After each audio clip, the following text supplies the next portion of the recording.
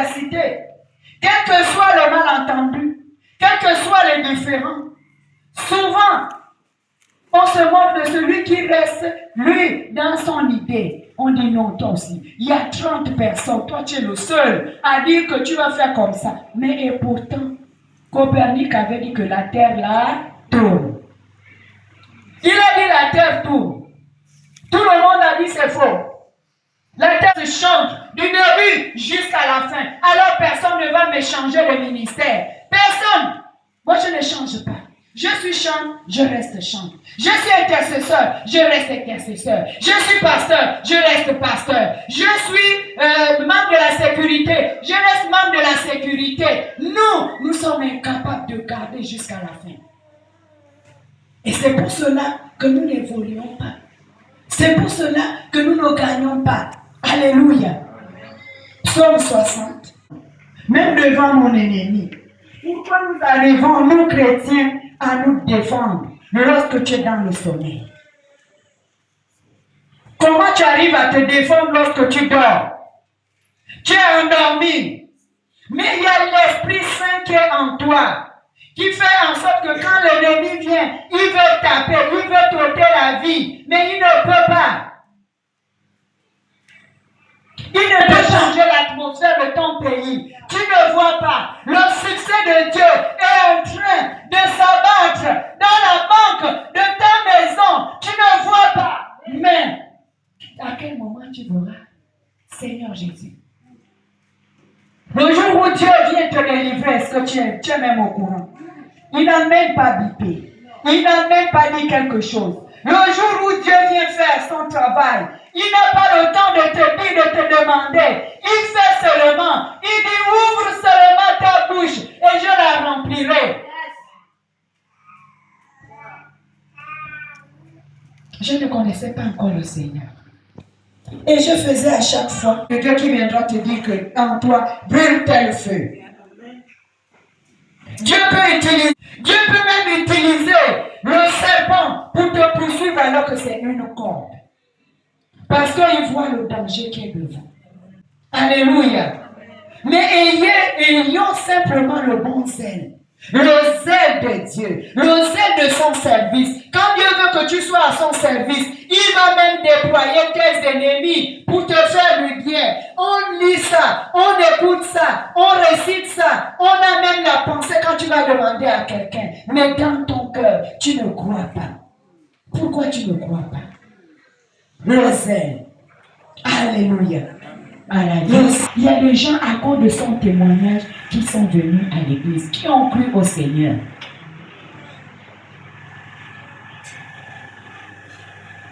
Alors toi tu viens, tu dis non, moi comme j'ai déjà écouté le témoignage, je reste assis. Tu viens et tu veux passer toute ta vie dans l'église sans évoluer. Témoignage de Kumba Milivo. Mais toi, quel est ton témoignage? Qu'est-ce que tu amènes dans la maison de Dieu?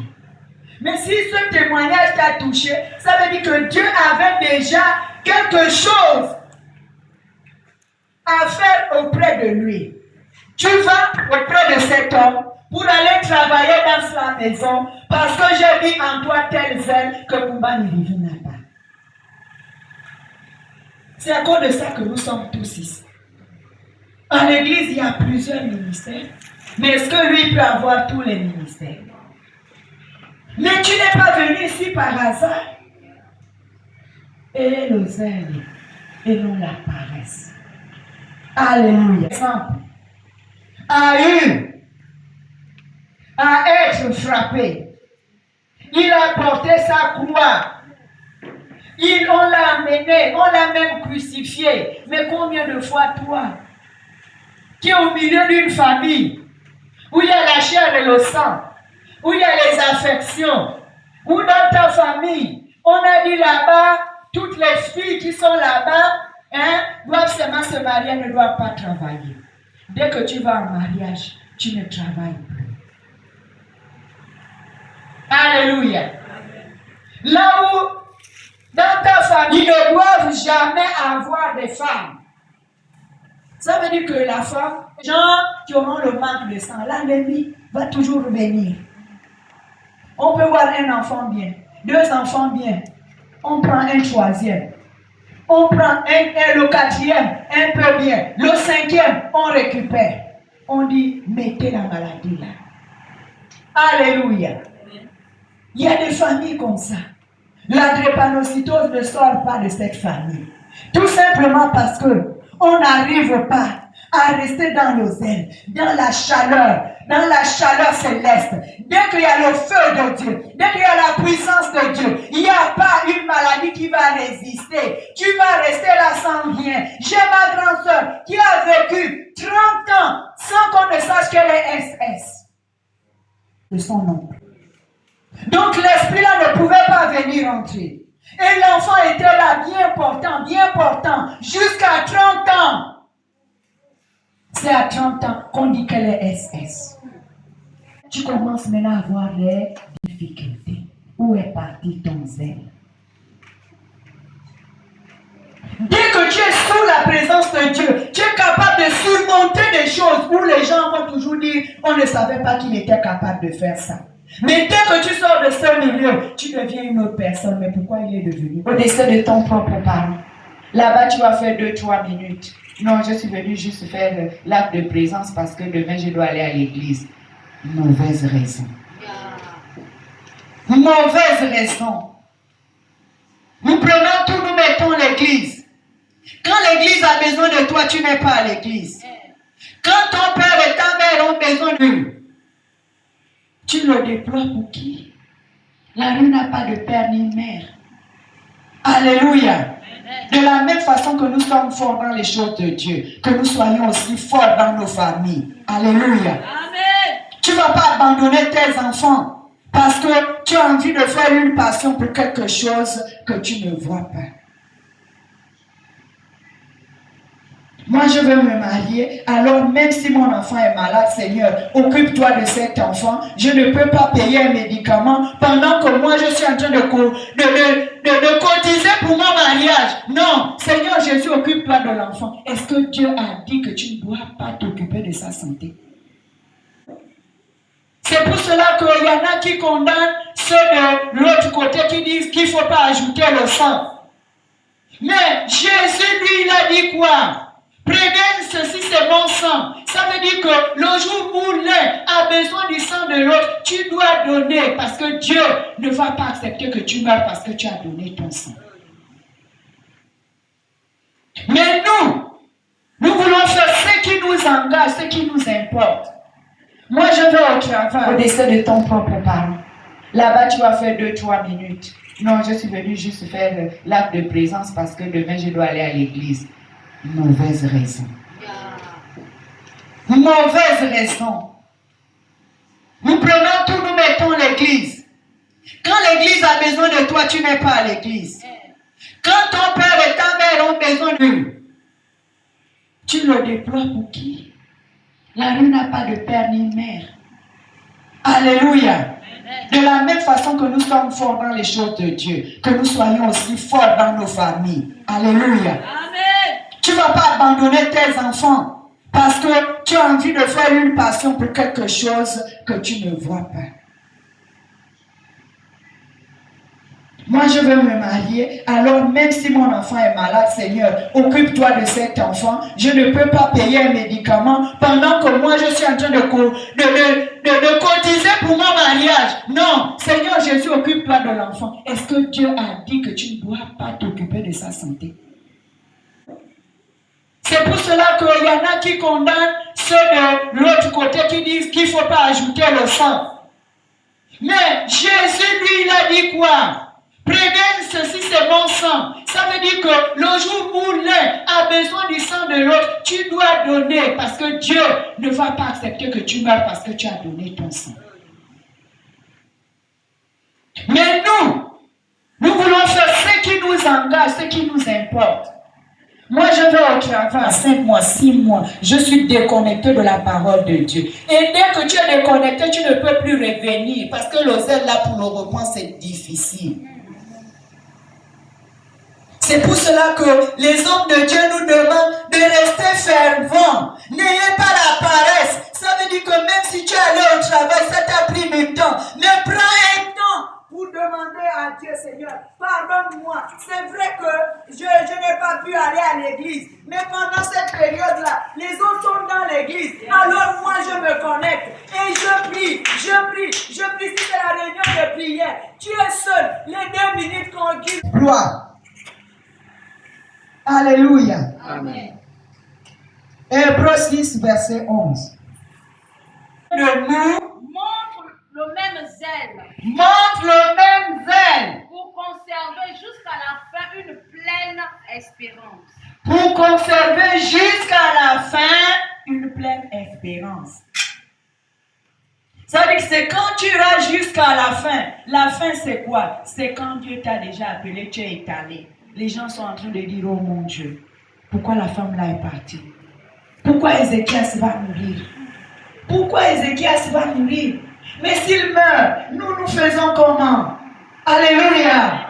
Alléluia! Nous avons vu les gens avec un grand homme dans ce pays.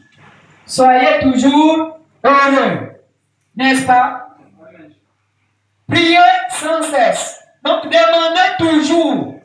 Continuez de demander sans vous arrêter. Vous devez continuer de demander avec la même fervacité. Ça veut dire que tu ne dois pas t'arrêter. Verset 17, verset 18, verset 19, il a dit quoi? La finalité, c'est de rendre grâce. Alléluia. Amen. Tu pries et à la fin, tu vas rendre grâce. Mais qu'est-ce qui nous embête? Pourquoi le zèle ne va pas jusqu'à la fin? Parce qu'on a éteint l'esprit au milieu. Ce qui fait que ce que tu as demandé, tu ne peux plus venir rendre grâce. Parce que ce n'est pas arrivé. Parce que pour toi, parfois, tu te dis, rien n'est arrivé. Alors que parfois, c'est même arrivé. Tu as même fini, tu es maintenant en train de passer à autre chose. Mais ce qui nous embête, c'est parce que notre zèle se limite. Dieu a dit, on devait faire des choses plus que ce que lui, il a fait. Il a dit, vous ferez plus que moi. Mais Finé fait quoi? Finé a fait quoi? Il a fait plus que Jésus. Alléluia. Finé a fait plus que Jésus. Jésus ne réveillait pas les morts. Mais Finé, ça veut dire qu'à son passage, même l'os qui est là-bas, qui a été enterré depuis, va se lever, il va marcher. Nous devons faire plus. Mais pourquoi? Parce que nous n'arrivons pas à nous réjouir de l'espérance. Ce que j'ai fait hier là, la bonne personne que j'étais, non, j'ai changé parce qu'en moi, il y a beaucoup de soucis, des problèmes qui se sont développés dans mon cœur. J'ai pensé, je dis non, je ne peux plus être la même personne. Ce qui est sûr, c'est que la personne que j'étais hier, je ne suis plus une bonne personne. Ce qui fait que ce que j'ai demandé à Dieu ne peut plus arriver. Ou ça va arriver maintenant en retard parce que mon zèle n'est pas resté constant.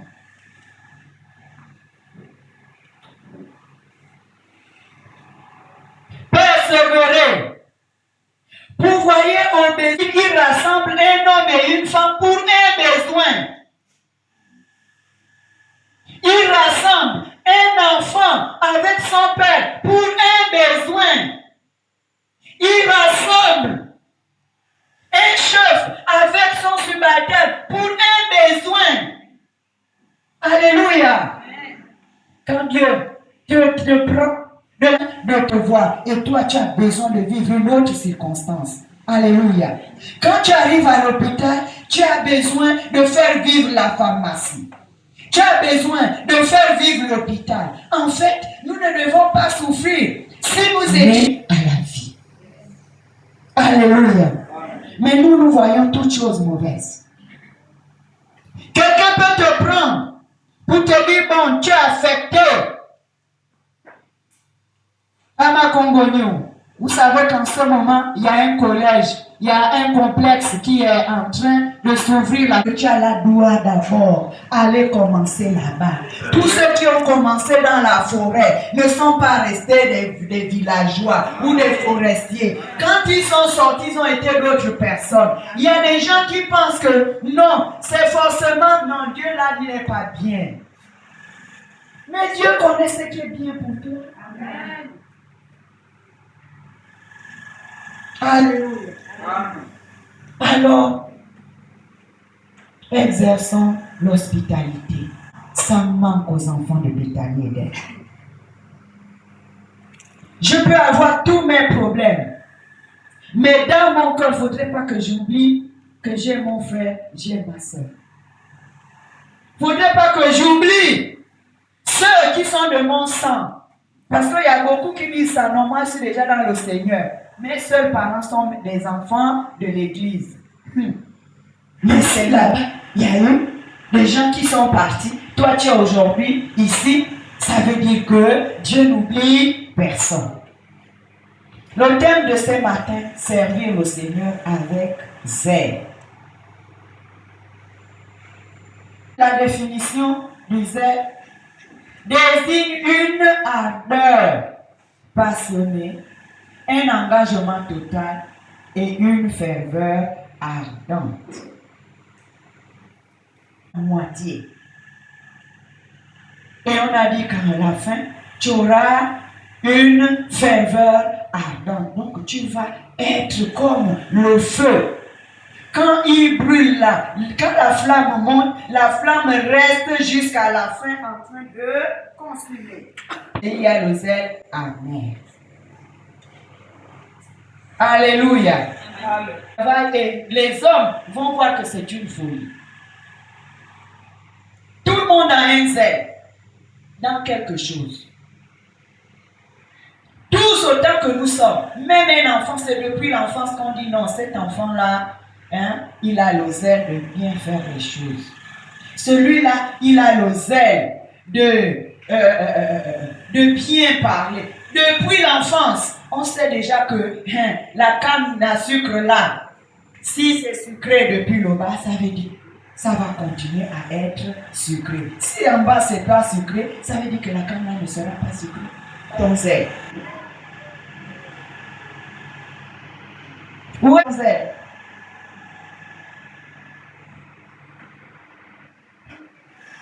Tu vas déployer un zèle qui n'est pas bon, qui ne comprend pas les conseils, qui ne comprend pas la consigne, qui ne suit pas le chemin du Christ.